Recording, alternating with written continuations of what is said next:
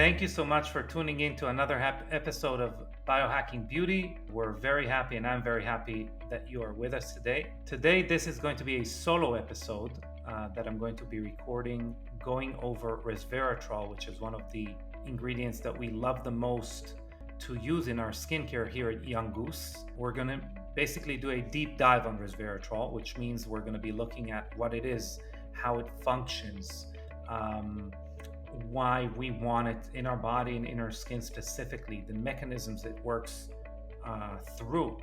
And specifically what you're going to learn is, first of all, what is resveratrol? Okay, so where is it in nature? Why is our body designed or has evolved to interact with it specifically?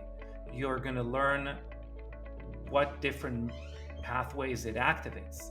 And you're also going to learn what specific resveratrol should exist in skincare, which is imperative, and you're going to see why in this episode.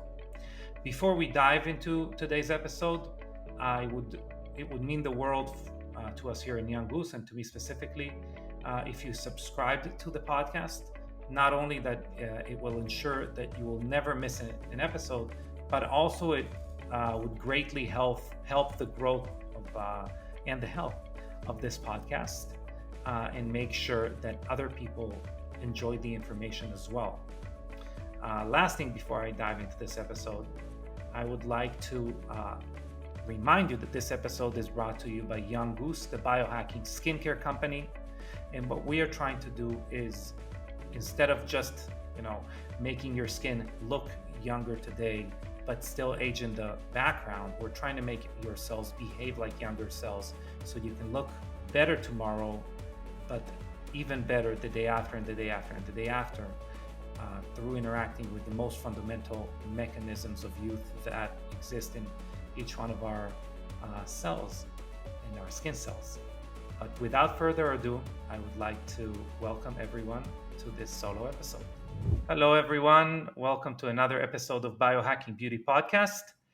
This episode is going to be a solo episode. We're going to try and do what we did with NAD, where we went over one of the ingredients that we like the most and kind of figure out or trying to get you listeners into our mind as to why we're using them, why they're important, how to best supplement on them, etc.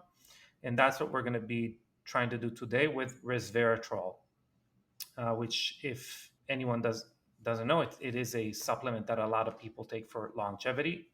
And there are many reasons for that, mainly because of its antioxidant.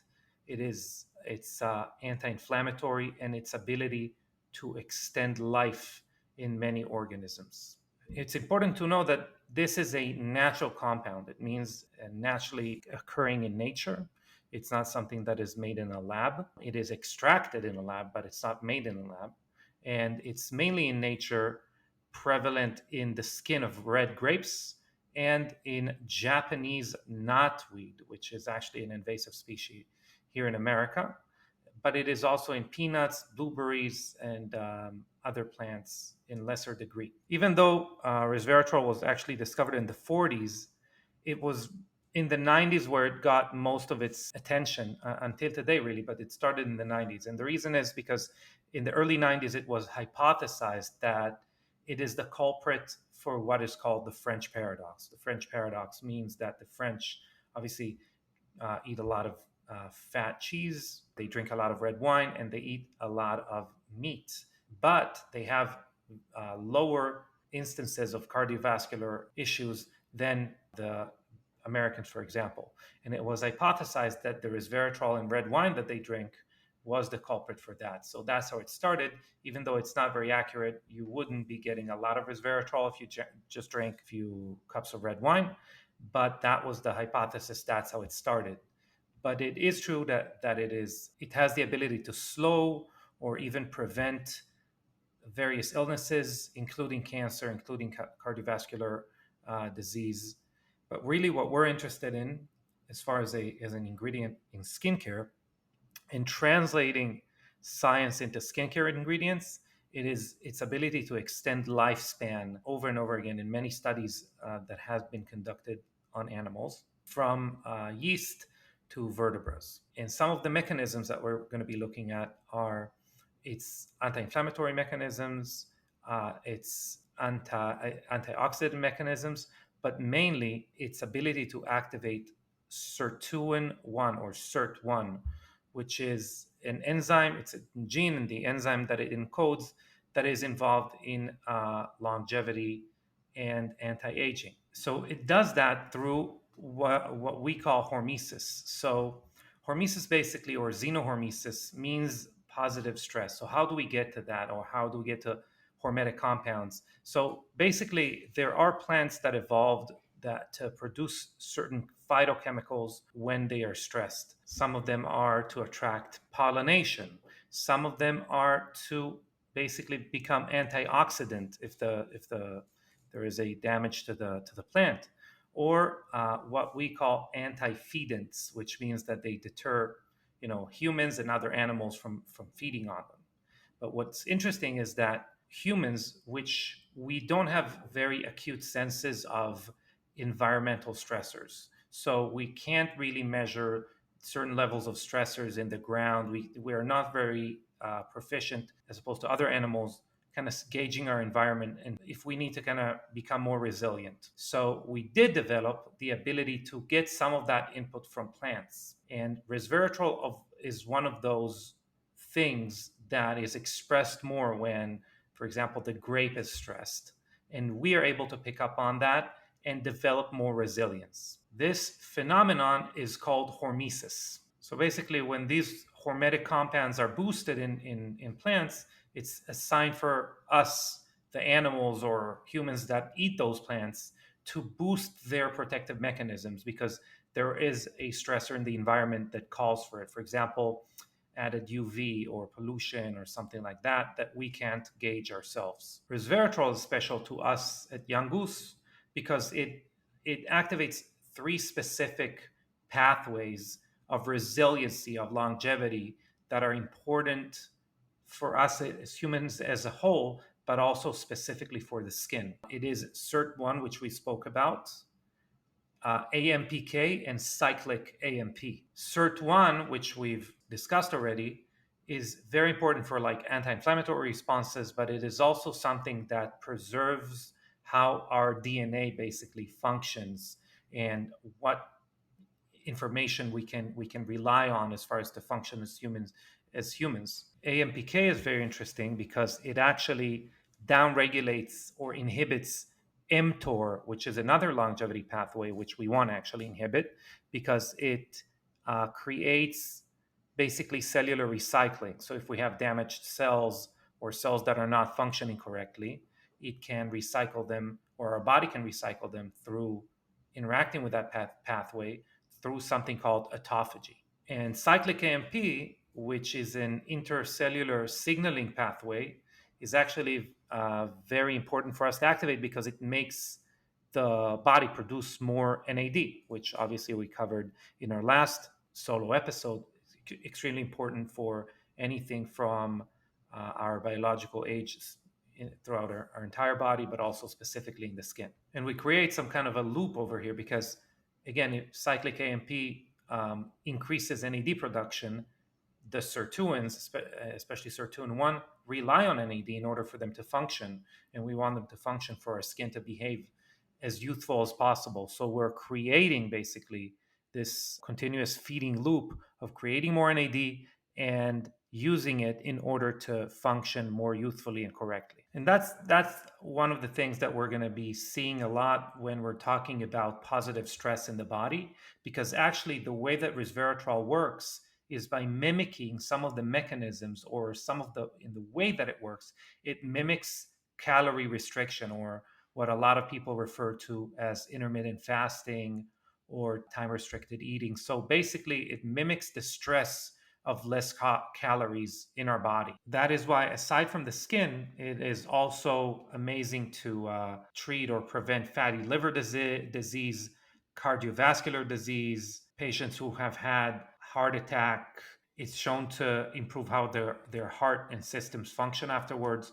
And improving overall measures of health as well. But as a supplement, it's not only for people who are struggling with their health, also for healthy individuals who are active, who want to perform in their most youthful state. It is a very positive supplement because it does lower inflammation. It fights oxidative stress, which means it's very potent antioxidant, and that leads also to better brain health. So it's been shown to improve, whether it is to improve some of the markers of Alzheimer's, but also to improve cognition in general in people as a supplement. One of the most important processes within that space is autophagy. So, autophagy is basically removal of dysfunctional cells. We are accumulating those dysfunctional cells as we grow older. We can think of our body as basically recycling and removing cells that don't function optimally. And every time it makes a mistake, every time there is a cell that's left behind, and that it basically accumulates. That accumulation is a big part of what aging is. And basically, we can think of aging, and we do say it a lot here in the podcast and in general in Young Goose kind of information that we release out there, that aging is the accumulation of unrepaired damage. So every time we get damage, we don't repair it correctly, that accumulates, and that's basically what aging is. So we're mimicking with resveratrol, we're mimicking calorie restriction, we're activating sirtuins, we're activating mTOR, and we are basically going back and eliminating those that damage that wasn't repaired until that point. So why would we want it in skincare specifically? Why don't we just, take it orally and just provide our body enough to sustain high levels of resveratrol that would just activate what we wanted to activate? And that's a fair question. And I do take resveratrol as a supplement. I believe almost everyone should. I'm gonna end with some disclaimers, but I believe 99 out of 100 people should be taking resveratrol as a supplement, but only 25% of resveratrol taken orally disperses through our system, because it does actually kind of break down pretty fast in our digestive tract, and not a lot of it kind of disperses throughout our system. Within that, and that's the same point we kind of made about NAD and putting it in a skin cream, is that within that it disperses throughout our body, we don't have control where it's going specifically. So we need a better way to deliver it, where we want it to, again, as we said, activate those anti-aging mechanisms, recycle dead cells and damaged cells, and basically call on usage of more NAD. That's why we want it specifically in a cream, because we need to deliver it specifically in high amounts where we want it. There is an issue with resveratrol, though. Resveratrol is actually toxic for the skin. So the skin does not have the enzyme to break it down like our gut does. And that is why what we're doing in Young Goose is we actually are fermenting resveratrol, and we are making up that enzyme that is supposed to break it down in the fermentation process. That's not the only fermentation process that is available in the market, but the other fermentation process that is available out there, which is not patented, is looking to utilize the skin conditioning aspect of resveratrol and enhance it through fermentation. So it doesn't take care of the toxicity. It just kind of uses the antioxidant ability of resveratrol and aims to do that. But again, resveratrol is going to be in very low amounts since it is still toxic. So we are able to make it 50 times more bioavailable and non-toxic by going through a patented fermentation process. I would like to say that, in my opinion, especially, both resveratrol and NAD increase or basically make the skin behave like a younger skin. But most of the things that we see in our skin, which are damage that has been left behind, the skin doesn't really know it needs to repair. It means that we need to go back and create some micro damage through retinol, through vitamin C, through lasers, through whatever that is, and ask the skin to repair it. What then resveratrol and NAD are doing is that they're making sure that this repair process is going to come about in the most effective way, in basically the youngest way possible. If we think of the way scars form, obviously in children and people in their 50s, it's obviously completely different Someone who is an adult, the scar is going to stay there for life. A kid obviously is not. And all of that is how young our cells behave, how well they can repair themselves. And that is reliant on those molecules that we've been talking about today, especially the relationship between resveratrol and AD and what it does to our body. So, why did I say that 99 of 100% of the people should be supplementing on resveratrol? Because supplementing on resveratrol, as opposed to getting it only delivered to the skin, like in our care product, for example, actually can interfere with how different drugs are being uptaken in the system because it resveratrol inhibits enzymes that are called CYP enzymes, which are involved in the metabolism of many drugs, such as statins, antihistamines, for example. So many drugs that people are taking on a regular basis. And what it can do, it can reduce the metabolic clearance of those drugs, or basically making them more bioavailable, and then increasing risk of toxicity. So if someone's taking any medication such as statins or antihistamines, they should be consulting their doctor before supplementing on resveratrol. Taking or applying it on the skin is not going to do that. Just to conclude everything, what we've been talking about today is the way that resveratrol basically stresses the body, and through that stress, positive things happen. That is called a hormetic response. Some other hormetic processes that we can relate to, for example, is turmeric. Turmeric is a hormetic compound. Sulforaphane is another. Moringa is another, and we actually have moringa in our mask, in our hyperbaric mask. But that is also a hormetic compound. But other things are hormetic as well. For example, red light therapy, or high intensity interval training, or sauna, cold exposure. All of those things are hormetic. They do apply stress on the body, which the body, as long as it's within certain parameters, the body responds positively to. And again, resveratrol is one of those things. It does it through very similar mechanisms to, or mimicking how caloric restriction is going to do it. So lack of calories make our body, or induces a response in our body to preserve itself. And that is a beautiful way to basically biohack this system, is to deliver it to specific cells, our skin cells, for example, and have that response happen locally without having to starve ourselves, for example. So in any case, that is the reason that we love resveratrol, that we use it in our products, and that we recommend also supplementation of it. Again, that is to be discussed with a doctor before. But thank you very much. That was a solo episode by me, and I hope you enjoyed it. And take care, everyone.